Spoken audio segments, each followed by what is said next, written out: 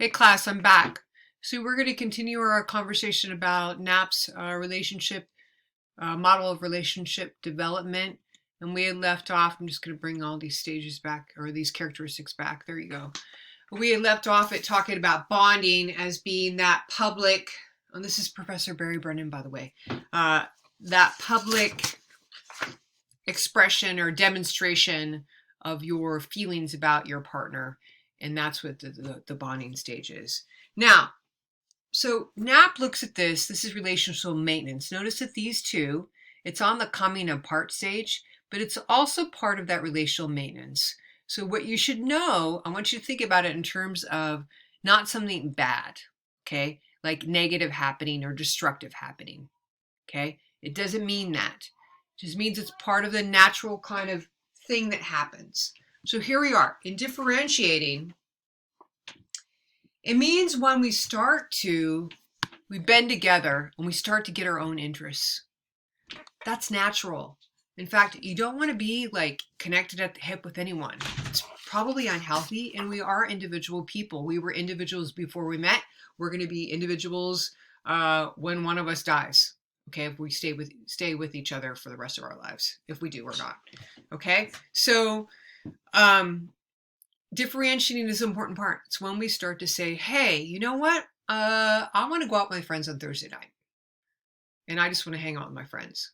Or I'm going to take this painting class and I'm just going to do it by myself. Or, you know, I like to cycle. I keep trying to talk my partner into cycling with me, but I've since just got the clips on my cycle and I fell. I've been falling. It's been a while since I've been back on it, but the last time I did, I fell so bad that I busted my bike and I got to get my bike fixed. So it's not likely that she's going to want to cycle with me, especially since that happened to me, even though I tell her, that's not necessarily going to happen, but probably not going to happen. So this is the way we are differentiating. She still works out, but there's a certain way that I like to work out. I don't like to be in the gym all the time. That's enough for her. I like to mix it up a little bit.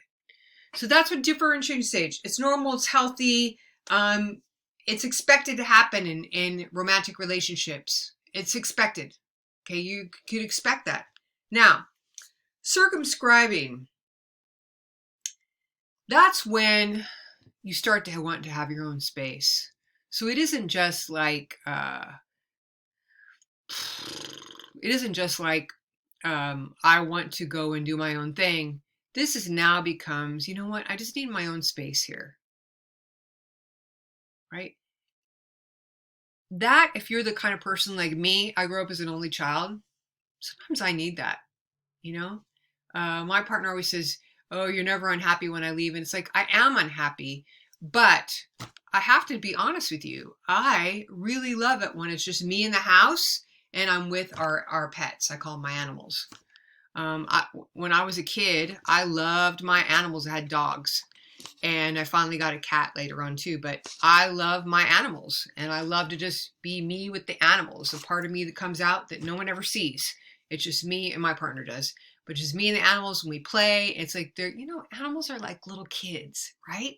They're just like little kids. They have like little kid mentality. So it's like me being with a bunch of little kids all by myself. It's fun.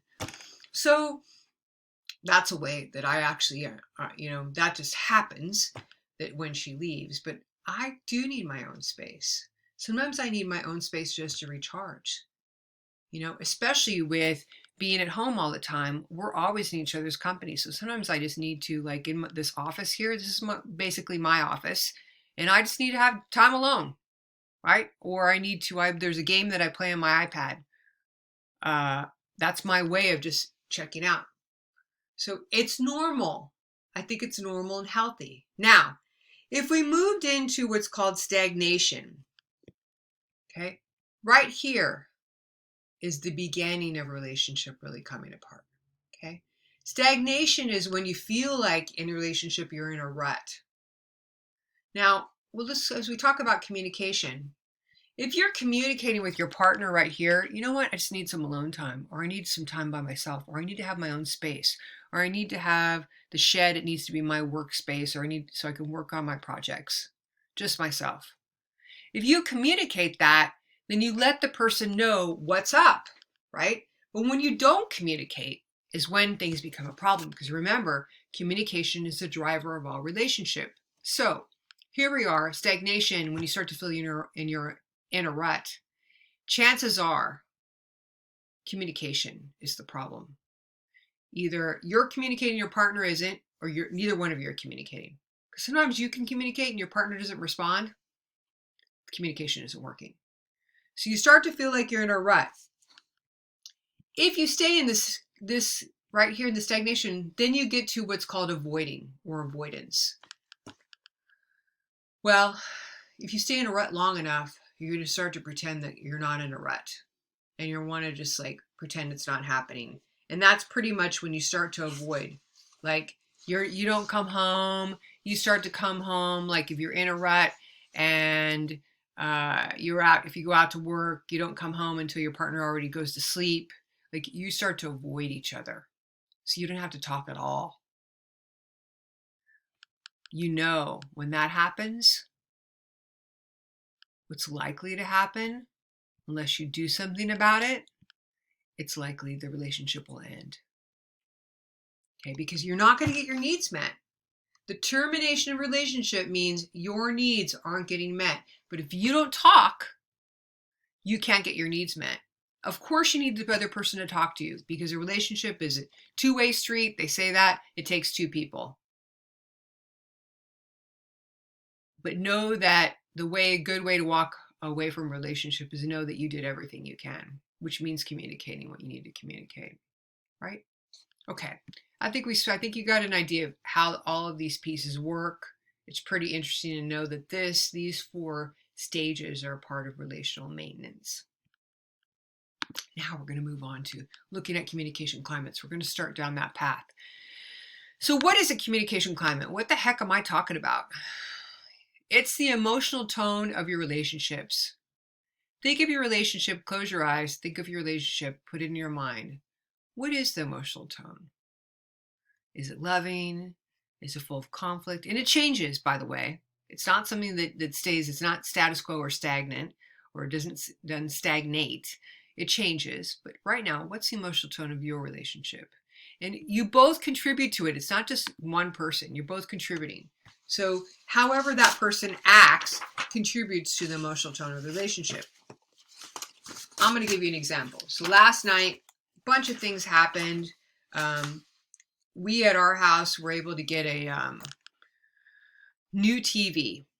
Right now, new TVs are like, and we don't have one of those huge TVs because it's got to fit into this piece of furniture. So it's a 43-inch, which in the olden days, that's humongous. But in these days, it's nothing, right? So it's that, and it's a 4K. So it's got this like super duper like state-of-the-art freaking graphics on it. Only on certain channels, though, by the way. But I got it because I wanted to get Disney Plus. I got this package through Hulu, and the smart TV that I had before didn't work. What's my point? I'm going to get to my point. I'm excited about this thing. Had to take time off to get this guy to come in and move TVs around and whatever. Lucky us. Grateful, again, positivity. Grateful that I even have that problem. And so I was excited and then I couldn't figure out how to get Disney Plus on there so I could get Disney. Now, I used to work at Disney. I don't think I've ever shared this in this class, but I used to work at Disney. And I grew up watching Disney, The Wonderful World of Disney, when I was a little kid. So Disney is part of my cultural experience. So I was excited to get the Disney Channel and watch it. And my partner was having a whole other experience. Okay, my wife, whole other world. She was not happy. She was upset about a number of things. And she was throwing shade my way. And I was like, Now, the emotional climate was not so good. But what she was contributing and I was contributing, I was just like trying to deflect. So I was like, you know what? Don't ruin my good time. I'm happy. I said, why don't you just go to bed? That was my attitude. So that was that emotional climate. Now, today's a new day. Totally different emotional climate. Back to being, both of us being loving, makes it a much better climate. But know that 2 people contribute and different factors contribute. and how people contribute to the emotional climate has a lot to do with them. It has nothing to do with you. Okay. Verbal and nonverbal communication forms that communication climate. Right? We talked about nonverbal communication, what's being said, right, through nonverbal communication that people read. We're more likely to believe that. All right. Okay, so this is what we call Gibbs model for communication for relational maintenance. I'm trying to find my place to put my little self here so you can see everything. So what he said was, and then we're going to stop here and I'm going to make my last video about this. What he said was, relationships create this climate through communication, and we either have supportive or defensive behaviors, and verbal and nonverbal communications are supportive or defensive. And they contribute to the emotional tone or the emotional climate of the relationship. Okay, or the communication climate. So how do we identify these? One of the ways he said is to identify how we talk to each other, how we treat each other, the way we communicate with each other. And how he looks at really the defensive behaviors and what do you think you're going to get from that, and then changing those defensive ways of communicating into supportive behaviors. And that's what we're going to take a look at in the next video at a little bit length, and then we'll be finished. Okay? Awesome. You guys are doing great. I'll see you soon.